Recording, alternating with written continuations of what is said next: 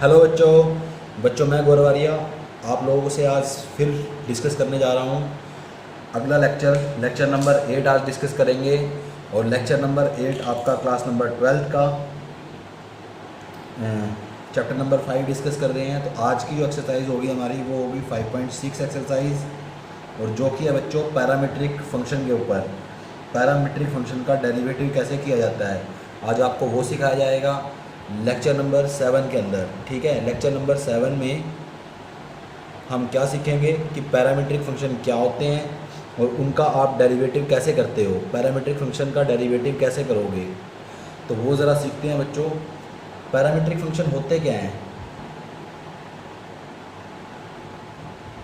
Parametric function उनको बोला जाता है ऐसे फंक्शन, जैसे मान लो आप एग्जांपल देता हूँ पैरामीट्रिक फंक्शंस के।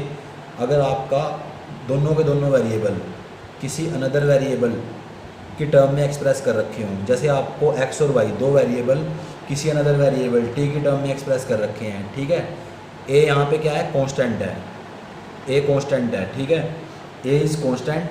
देखो दो वेरिएबल आपके किसी अनदर वेरिएबल t की टर्म में एक्सप्रेस कर रखे हैं, जहाँ पे दोनों के दोनों वेरिएबल किसी दूसरे वेरिएबल t या थीटा की टर्म में एक्सप्रेस कर रखे हों, उनको बोलते हैं पैरामीट्रिक फंक्शन। तो ये एग्जांपल नंबर 1 है पैरामीट्रिक फंक्शन का। एग्जांपल नंबर 2 देखो ज़रा, अगर आपके पास लिख रखा है x is equal to cos theta और y is equal to sine square theta, ये भी एक पैरामीट्रिक फंक्शन है। ठीक है, this is also a parametric function. x and y are expressed in term of theta, x and y are expressed in term of theta variable. तो देखो दो variable x और y थीटा की term में, तीसरे वेरिएबल थीटा की term में express कर रखे हैं। ध्यान क्या रखना है बच्चों, two variable are expressed in term of third variable. तो बेशक लिखना है, लिख लो, two variables are expressed in term of third variable. दो वेरिएबल को तीसरे की टर्म में एक्सप्रेस कर रखा हो। मान लो आपके पास लिखा हुआ है x is equal to a theta minus sine theta, और y लिख रखा है आपका b कोस थीटा, इस तरीके से लिख रखा है। तो ये भी एक पैरामीट्रिक फंक्शन है। लास्ट एग्जांपल पैरामीट्रिक फंक्शन का एक और ले लेते हैं, x is equal to sine t लिख रखा हो और y is equal to t cos t लिख रखा हो। तो ये सारे के सारे आपके कैसे फंक्शन हैं? पैरामीट्रिक फंक्शन है, जिनके अंदर आपका एक वेरिएबल बाकी दो की टर्म, दो वेरिएबल बाकी एक वेरिएबल की टर्म में एक्सप्रेस कर रखे हैं, दो वेरिएबल थर्ड वेरिएबल की टर्म में एक्सप्रेस कर रखे हैं। तो जो आइए सीखते हैं अब इनका डेरिवेटिव कैसे फाइंड आउट करते हैं, कैसे इनमें हम d y by d x निकाल लेंगे। तो वो ज़रा सीखते हैं। आप इनका स्क्रीनशॉट पोस्ट करके वीडियो को ले लिया करो। अब इसका डेरिवेटिव कैसे निकालना है वो आपको मैं बताऊँगा, तो देखते रहिए बच्चों आगे के लिए। अब पैरामीट्रिक फंक्शन का डेरिवेटिव कैसे निकालना है, ये कोई बड़ा तीर नहीं है। ठीक है, बड़ा आसान सा काम है। मान लो आपके पास कोई क्वेश्चन दे रखा है, x इज इक्वल टू आपको गिवन है 2a t², ठीक है, और y आपको गिवन है a t की पावर 4, और आपको निकालना है dy by d x. Question में आपको बोला होगा कि find dy by d x, कि dy बाई डी एक्स को फाइंड करो। तो आपने करना क्या है, x वेरिएबल t की टर्म में एक्सप्रेस है, y वेरिएबल भी t की टर्म में एक्सप्रेस है। बच्चों ध्यान रखना, a आपका कांस्टेंट है, एक ऐसा है कांस्टेंट है, t आपका वेरिएबल है, x और y आपका वेरिएबल है। जो आपके ABC होंगे वो आपको कांस्टेंट मिलेंगे आपके इसके अंदर। ठीक है, तो देखो ज़रा, x वेरिएबल भी t की टर्म में एक्सप्रेस है, y भी t की टर्म में एक्सप्रेस है। तो आपने क्या करना है, एक लाइन लगा के इधर लिखना है differentiate both side with respect to जिस वेरिएबल की टर्म में एक्सप्रेस कर रखा है, t की टर्म में एक्सप्रेस कर रखा है, तो differentiate both side with respect to t। ठीक है बच्चों, तो अब क्या करना है, आपने x का डेरिवेटिव करना है विद रिस्पेक्ट टू t। तो dx बाई डी टी, यहाँ पर t के रिस्पेक्ट में डेरिवेटिव करोगे तो t 2 पावर आगे आएगी, तो वो बन जाएगा 4, ए एज इट इज़, एक पावर ऊपर से कम। फिर t का डेरिवेटिव t के रिस्पेक्ट में 1 ही होएगा। ठीक है, कोई चेन रूल लगाने की जरूरत नहीं है, क्योंकि t ही वेरिएबल है और उसी की टर्म में आप डेरिवेटिव कर रहे हो। ऐसे यहाँ पे डिफरेंशिएट किया आपने, तो आपके पास आ गया y का डेरिवेटिव t की टर्म में dy बाई डी टी। अब यहाँ पे dy बाई डी एक्स नहीं लिखोगे, dy बाई डी टी लिखोगे। क्यों? क्योंकि विद रिस्पेक्ट टू t आप डिफरेंशिएट कर रहे हो। t की पावर 4 ऊपर से आगे आएगी, आगे आ गई, और एक पावर कम होगी। फिर इस t का डेरिवेटिव करोगे t की रिस्पेक्ट में 1, क्योंकि सेम वेरिएबल है और सेम चीज़ की रिस्पेक्ट में डेरिवेटिव कर रहे हो, तो कोई फ़र्क नहीं पड़ेगा। तो एक वैल्यू आपके पास निकल आई है dx बाई डी टी की, एक निकल आई है dy बाई डी टी की। तो इसको फर्स्ट इक्वेशन मान लो, इसको सेकंड मान लो। आपने निकालना क्या है इसके अंदर, dy बाई डी एक्स निकालना है। तो dy बाई डी एक्स कब निकलेगा, जब आप dy बाई डी टी को dx बाई डी टी से डिवाइड कर दोगे। अगर आप d y by d t को d x by d t से डिवाइड करते हो तो डी टी से डी टी कटेगा, तो आपके पास क्या बचेगा, d y by d x. तो d y by d x निकालने का तरीका क्या है कि आप d y by d t को d x by d t से डिवाइड कर दो। अब d y by d t की वैल्यू कितनी है, d y by d t की वैल्यू है 4a t³ और d x by d t की वैल्यू कितनी है, फर्स्ट इक्वेशन से आ जाएगी 4a t, 4 से 4, a से a और एक t से एक t कटेगा, तो आपके पास कितना आ जाएगा, t का स्क्वायर। यानी आपका d y by d x की वैल्यू कितनी आई, वो आपकी वैल्यू आ गई है t स्क्वायर। तो दैट इज़ योर आंसर, ये आपका आंसर है। तो उम्मीद है आपको पैरामीट्रिक फंक्शन के डेरिवेटिव करना आ गया है। कुछ नहीं करना आपने, जिस वेरिएबल के टर्म में x वेरिएबल एक्सप्रेस कर रखा है, जिसकी टर्म में y एक्सप्रेस कर रखा है, उसी के रिस्पेक्ट में आपने डिफरेंशिएट कराना है। इधर डिफरेंशिएट कराओगे तो dx बाई dt बनेगा, उधर डिफरेंशिएट कराओगे तो dy बाई dt बनेगा। फिर आपने dy बाई dx निकालने के लिए dy बाई dt को dx बाई dt से डिवाइड कराना है, ताकि dt से dt कट जाए और dy बाई dx की वैल्यू आ जाए।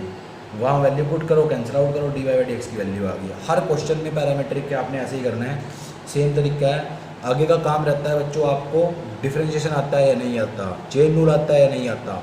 अब आप पैरामीट्रिक का डेरिवेटिव सीख चुके हो, पैरामीट्रिक का डेरिवेटिव अब आपको आता है।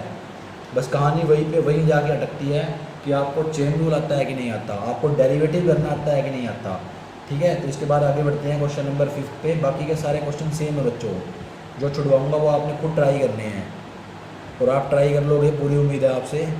तो देखो इसमें भी ये भी पैरामीट्रिक फंक्शन गिवन है आपको, x और y दोनों के दोनों वेरिएबल आपको थीटा की टर्म में एक्सप्रेस कर रखे हैं। x भी थीटा की टर्म में एक्सप्रेस है, y भी थीटा की टर्म में एक्सप्रेस है। तो ऐसे केस में क्या करते हैं, d y by d x निकालने के लिए डिफरेंशिएट करते हैं थीटा की रिस्पेक्ट में। इधर भी डिफरेंशिएट करेंगे थीटा की रिस्पेक्ट में। जब आप इधर डिफरेंशिएट करोगे तो d x by d theta, cos का डेरिवेटिव होता है माइनस साइन थीटा, फिर माइनस कोस का डेरिवेटिव माइनस साइन थीटा, तो माइनस माइनस हो गया प्लस, और यहाँ आ गया साइन 2 थीटा। फिर 2 थीटा का डेरिवेटिव वो आएगा 2, फिर थीटा का डेरिवेटिव थीटा के रिस्पेक्ट में वो 1 ही होता है। यहाँ पे भी वेरिएबल भी थीटा है और जिसके रिस्पेक्ट में आप डेरिवेटिव कर रहे हो वो भी थीटा है। ठीक है, तो ये आपकी फर्स्ट इक्वेशन आ गई है। ऐसे आप इधर क्या करोगे, इधर भी आपने सेम कर्मकांड करना है। वाई का डेरिवेटिव कराओगे जब थीटा के रिस्पेक्ट में तो आएगा d y by d theta. Sine का डेरिवेटिव होता है कोस थीटा, साइन का डेरिवेटिव कोस 2 थीटा, फिर 2 थीटा का डेरिवेटिव 2। ठीक है, तो ये आपकी सेकंड इक्वेशन आ गई है। बड़ा इजी है। ठीक है, अब क्या करना है आपने, वही काम करना है जो आप बचपन से करते आए हो। आपने d y by d x निकालना है। D y by d x कैसे निकलेगा, जब आप d y by d theta को d x by d theta से डिवाइड कराओगे तभी निकलेगा। तो d y by d theta की वैल्यू कितनी है, cos theta minus 2 cos 2 theta, और d x by d theta की वैल्यू कितनी है, माइनस साइन थीटा और प्लस 2 साइन 2 थीटा। ठीक है, तो ये आपका आंसर है। बच्चों एक चीज़ और नोट करना, हो सकता है पीछे आंसर थोड़ा बहुत सोल्व करके दे रखा हो। कई बार क्या करते हैं पीछे वाले ना फॉर्मूले वगैरह पुट कर देते हैं, कई बार सेम आंसर मिलेगा, कई बार वो आंसर को ही थोड़ा सा सोल्व कर देते हैं। ठीक है, तो उससे आपको ऐसे लगता है कि आंसर डिफरेंट है, पर वो बच्चों आंसर डिफरेंट नहीं होता। ठीक है, बस वो आंसर के कपड़े चेंज होते हैं, आंसर सेम होता है, वो आंसर को थोड़ा सा सोल्व करके रखते हैं कई बार। तो इसके बाद बच्चों बढ़ते हैं नेक्स्ट क्वेश्चन पे। नेक्स्ट क्वेश्चन हमारा है क्वेश्चन नंबर 6 को डिस्कस करेंगे। पैरामीट्रिक फंक्शंस के क्वेश्चन डिस्कस कर रहे हैं बच्चों। क्वेश्चन नंबर 6 हम डिस्कस करने जा रहे हैं। तो क्वेश्चन नंबर जो 6 है हमारा, एक्सरसाइज 5.6 डिस्कस कर रहे हैं। ये आपको नहीं पता होगा, ठीक है, जो कि पेज नंबर 181 पे पाई जाती है। तो x की वैल्यू आपकी है a theta minus sine theta, और यहाँ पे वैल्यू है y की a1 प्लस कोस थीटा। तो बच्चों चलते हैं, काम वही है, बात नहीं है। ठीक है, x और y दोनों थीटा के टर्म में एक्सप्रेस कर रखे हैं, तो आपने उसी वेरिएबल के टर्म में डिफरेंशिएट कराना है। तो यहाँ कराओगे तो dx by d theta, a theta का डेरिवेटिव 1 माइनस साइन का डेरिवेटिव कोस, यहाँ पे dy by d theta, a as it is 1 का डेरिवेटिव 0, कोस का डेरिवेटिव माइनस साइन थीटा। तो ये फर्स्ट इक्वेशन आपकी है, सेकंड इक्वेशन आपकी। आपने निकालना होता है dy बाई डी एक्स। तो dy बाई डी एक्स क्या आएगा, a, ये माइनस को बाहर ले लेते हैं। कई बच्चे ना इसको ऐसे लिख देते हैं a माइनस साइन थीटा, ये ऐसे नहीं है, ये मल्टीप्लाई हुए हैं, तो इसलिए मैंने ब्रैकेट का यूज़ कर रखा है। तो ये आएगा माइनस a साइन थीटा। इसमें भी कईयों को कन्फ्यूजन होती है। ठीक है, जो ये माइनस है ना, a माइनस नहीं है, ये a के साथ माइनस साइन थीटा मल्टीप्लाई हुआ है। तो मल्टीप्लाई हुई चीज़ों में माइनस को आप आगे पीछे लिख सकते हो, मल्टीप्लाई वाली चीज़ को भी आगे पीछे लिख सकते हो। तो हमने इस तरीके से लिख दिया। पहले ऐसे क्यों लिख रहे हैं वो समझते हैं, क्योंकि आप d y by d theta को डिवाइड कर रहे हो d x by d theta से, जब आप d y by d theta को d x by d theta से डिवाइड करते हो तब आपका क्या आता है, d y by d x आता है। ठीक है, तो d y by d theta की value minus a sine theta, इसकी value a 1 minus cos theta, तो ए से ए कैंसिल आउट हो गया, आपके पास बचा माइनस साइन थीटा अपॉन में 1 माइनस कोस थीटा। अब अगर आप यहाँ आंसर छोड़ दोगे ना, ये भी सही है, ये आंसर सही है, लेकिन क्या करते हैं कई बार एनसीईआरटी वाले इसको सोल्व करते हैं, इसके आगे क्या करेंगे, इस आंसर को सोल्व करेंगे। तो जैसे साइन थीटा का फॉर्मूला लगा देंगे 2 sine theta by 2 half angle formula, जो आपको नहीं आता मुझे पता है, और यहाँ पे फॉर्मूला लगा देंगे 2 साइन स्केयर थीटा बाई 2, फिर 2 से 2 काट देंगे, साइन से साइन काट देंगे और आंसर दे देंगे माइनस कोस बाय साइन बच गया, तो उसको लिख देंगे कोट थीटा बाई 2। बच्चों ये आंसर लिखा आ जाए तब भी ठीक है, और सोल्व करके ये आंसर लिख रखा हो तब भी आपको घबराने की ज़रूरत नहीं है। आप अगर इतना छोड़ दोगे ना तब भी सही है, सोल्व कर दोगे तो वहाँ पे नॉलेज प्रदर्शित होती है। ठीक है, उनको ऐसे लगेगा देख के कि नहीं बच्चे को नॉलेज तो है भाई, पूरे फॉर्मूले लगा रखे हैं बच्चे ने, तो इससे थोड़ा सा फ़र्क तो पड़ता है पर नंबर नहीं घटते। ठीक है, इससे इम्प्रेशन बढ़ता है आदमी का, ठीक है ना, इससे आदमी की ख्याति बढ़ती है, इम्प्रेशन बढ़ जाता है उसका कि नहीं बंदा ज़बरदस्त है। जैसे 2 बंदे आ रहे हो सामने से, एक मतलब थोड़ा सा दमदार बंदा हो तो उसका इंप्रेशन ज़बरदस्त पड़ता है, तो मतलब हमारे लिए दोनों सेम है, लेकिन एक की तरफ हमारा थोड़ा सा झुकाव हो जाता है, इंक्लाइनेशन हो जाता है। तो ये आप नहीं सोल्व करोगे तब भी चलेगा, सोल्व कर दोगे तो आपका दबदबा बढ़ेगा। ठीक है, तो अगले क्वेश्चन में चलते हैं। इसके बाद जो क्वेश्चन नंबर 7 है ना बच्चों, वो एग्जामिनेशन पॉइंट ऑफ व्यू से इंपॉर्टेंट क्वेश्चन नहीं है, कभी भी नहीं आएगा, लेकिन लेंथी क्वेश्चन है, काफ़ी लेंथी क्वेश्चन है, कम से कम उसको करने के लिए 30-35 मिनट की ज़रूरत होती है। इतना बड़ा क्वेश्चन कभी बोर्ड में नहीं आता। ठीक है, पर फिर भी मैं आपको कभी बाद में करा दूंगा उस क्वेश्चन को, अभी करके टाइम वेस्ट नहीं करेंगे। इसके बाद आपने याद रखना है क्वेश्चन नंबर 7 अभी आपने नहीं करना है, उस पर कांटा मार के रख लो, मैं बाद में कभी डिस्कस करा दूंगा जब हमारे पास पूरा एक लेक्चर होगा, कभी उसी दिन ही डिस्कस हो पाएगा ये। ठीक है, इतना बड़ा क्वेश्चन है, वीडियो के टर्म में फ़ायदा नहीं है इसको डिस्कस करने का। ठीक है, बहुत बोरिंग काम हो जाएगा। अब हम जो क्वेश्चन करेंगे बच्चों, क्वेश्चन नंबर 8 करेंगे, 10 करेंगे और 11 करेंगे। इस वीडियो में सिर्फ आपको मैं 3 क्वेश्चन और कराऊंगा, क्वेश्चन नंबर 8, 10 और 11, तीनों के तीनों वेरी इंपॉर्टेंट क्वेश्चन है बच्चों। तो चलिए शुरू करते हैं बच्चों। ठीक है, तो सबसे पहले करते हैं बच्चों क्वेश्चन नंबर 8 से श्री गणेश कर देते हैं। तो क्वेश्चन नंबर 8 में बच्चों लिखा हुआ है आपके सामने, आपके बिल्कुल आंखों की नज़रों के सामने, आप मुझे पूरी उम्मीद है आप किताब खोल के बैठे होंगे, ऐसे आप पागल थोड़ी हो कि किताब बंद करके और जैसे आप वीडियो देखते हो कैरी मिनाटी की, तो ऐसे थोड़ी बैठे होंगे आप तो पढ़ रहे हो, आप तो किताब तो आपके सामने खुली होगी। हाँ वो अलग बात है कि किसी और चीज़ की है, कैसी किताब है, लेकिन खुला है कुछ ना कुछ आपके सामने। तो क्वेश्चन आपका ये है, आपने वही पुराना काम d y by d x को फाइंड आउट करना है। तो सबसे पहले आप क्या करोगे, डिफरेंशिएट कराओगे both side with respect to t, इधर भी टी के टर्म में है तो differentiate both side with respect to t. ठीक है, तो यहाँ आ जाएगा d x by d t, ये ए, कोस का derivative minus sine t, t का डेरिवेटिव टी के रिस्पेक्ट में 1 ही होता है, प्लस लोग का डेरिवेटिव क्या होता है, लोग का डेरिवेटिव होता है 1 अपॉन में टेंजेंट टी बाई 2, फिर टेंजेंट का डेरिवेटिव क्या होता है सीकेंट स्केयर टी बाई 2, फिर टी बाई 2 का डेरिवेटिव क्या होता है 1/2। तो ऐसे चेन रूल को फॉलो करके चलना है बच्चों आपने प्रॉपरली। यहाँ आओ जरा, y का derivative d y by d t, a as it is, sine का डेरिवेटिव कोस टी, ये तो आपकी सेकंड इक्वेशन आ गई है। यहाँ ना थोड़ा सा अजीब सा लग रहा है, अच्छा सा नहीं लग रहा, तो अच्छा तभी होएगा जब इसको थोड़ा सा सोल्व कर दोगे। ठीक है, यहाँ पे इसको थोड़ा सा सोल्व मार देते हैं, ये माइनस साइन टी है, प्लस सेकंड को आप क्या लिख सकते हो 1 अपॉन में कोस, तो नीचे 10 को क्या लिख सकते हो साइन बाय कोस, तो ये साइन लिख दिया, अपॉन में मैंने कोस टी बाई 2 लिख दिया। यहाँ पे सेकंड को लिख दिया 1 अपॉन में, ऐसे नीचे करके लिख देना बेशक 1 अपॉन में कोस स्क्वायर टी बाई 2, और ये 2 तो आगे है ही है। ठीक है, कोस से एक कोस कट गया, तो आपके पास क्या बचा D x by d t की वैल्यू आपके पास बच गई है ए, यहाँ पे माइनस साइन टी, प्लस ये 1 अपॉन में 2 sine t by 2 cos t by 2, तो ये होता है साइन टी के बराबर। हाफ एंगल फॉर्मूला लगाया है मैंने, कई बच्चों को पता नहीं चला हुआ कि क्या हो गया, हाफ एंगल फॉर्मूला लगाया है बच्चों। ठीक है, इसके बाद मैं अगला स्टेप इधर कर रहा हूँ, तो अगला स्टेप इधर करूँगा तो d x by d t ये आपके पास आ जाएगा, एलसीएम वगैरह लोगे तो ये आएगा नीचे साइन टी, यहाँ मैंने हाफ एंगल फॉर्मूला लगाया है 2 sine t by 2 cos t by 2 का साइन टी होता है। ठीक है, यहाँ पे एलसीएम लोगे तो ये आ जाएगा minus sine square T plus 1, तो ये आ गया 1 माइनस साइन स्क्वायर टी, और वो होता है कोस स्क्वायर टी के बराबर। तो उसको मैं लिख लेता हूँ d x by d t is equal to a, वो होगा कोस स्केयर टी के बराबर, नीचे लिखा हुआ है साइन टी। ठीक है, तो आपकी D x by d t की वैल्यू ये आई है, ये आपकी फर्स्ट इक्वेशन है हमारी। ठीक है, ये फर्स्ट इक्वेशन है। अब लास्ट का क्वेश्चन मैं इधर सोल्व कर रहा हूँ, तो ये थोड़ा सा ध्यान रखना। फर्स्ट इक्वेशन मैंने यहाँ तक जाके निकाल लिया है, ऐसे यहाँ तक जाके निकाल लिया है। ठीक है, ये आपको शायद नज़र भी नहीं आ रहा, तो आई एम सॉरी, देख लो, अब देख लो जरा, थोड़ा सा फटाफट नोट कर लो इसको कैसे किया है। 1 माइनस साइन स्क्वायर टी को मैंने कोस स्क्वायर टी पुट किया है। ठीक है, 1 माइनस साइन स्क्वायर टी को क्या लिखा है ऊपर वाले न्यूमरेटर में, कोस स्क्वायर टी, नीचे वाला sine t as it is है। ठीक है, तो ये मैंने देखो कितने ज़बरदस्त यहाँ पे ग्राफिक्स दिखाया आपको, तो मेरे पास ज़बरदस्त एडिटिंग्स के सॉफ्टवेयर हैं। इसके बाद आपने क्या करना है, ध्यान से देखना, ये first equation d x by d t आ चुका है, second equation d y by d t है, आपने निकालना था d y by d x, तो वो यहाँ निकालेंगे। ठीक है, उसको थोड़ा ध्यान से देख लेना, कभी बाद में मिसकन्फ्यूजन हो जाए आपको। देखो फर्स्ट इक्वेशन को ऐसे सोल्व किया है, सेकंड यहाँ तक ही सोल्व हो गई थी, डिवाइड यहाँ करूँगा, तो d y by d t को d x by d t से डिवाइड करना है, तो d y by d t कितना है, ए कोस टी, और d x by d t कितना है, a cos square t, upon में साइन टी है, तो अपोन वाली चीज़ को आप ऊपर भी लिख सकते हो, अपोन में चाहे इसके अपोन में लिख दो, चाहे ऐसे भी इसके अपोन में ही है ये। ठीक है, a square, a cos square t upon sine t, वो अपोन में ही लिखा हुआ है, लग नहीं रहा आपको अपोन में है, लेकिन है अपोन में।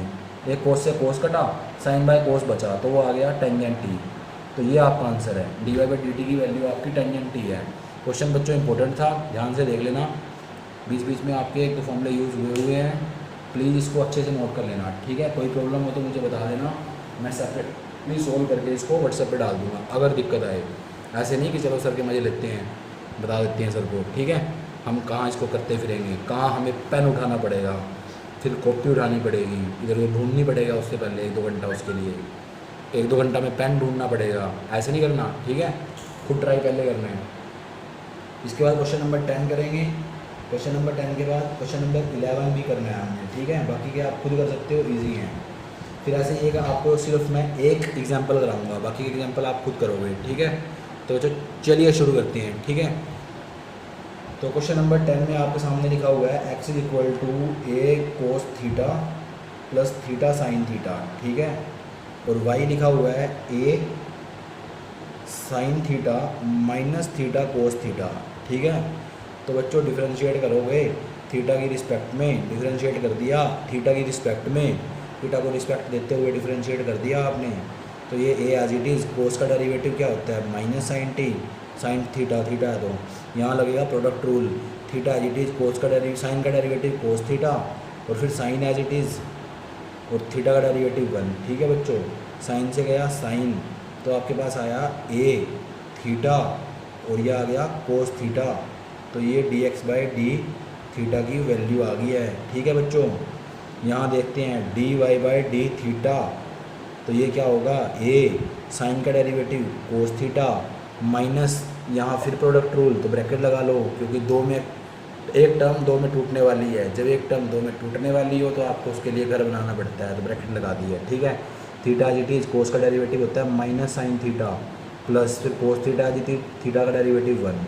अब ब्रैकेट को ओपन करेंगे, ये कोस थीटा माइनस माइनस प्लस ये थीटा साइन थीटा। ठीक है, यहाँ पे माइनस कोस थीटा, तो कोस थीटा से गया कोस थीटा, ये ए, ये थीटा, ये साइन थीटा, और यहाँ पे d y by d theta, ये आपकी इक्वेशन नंबर 1, ये 2।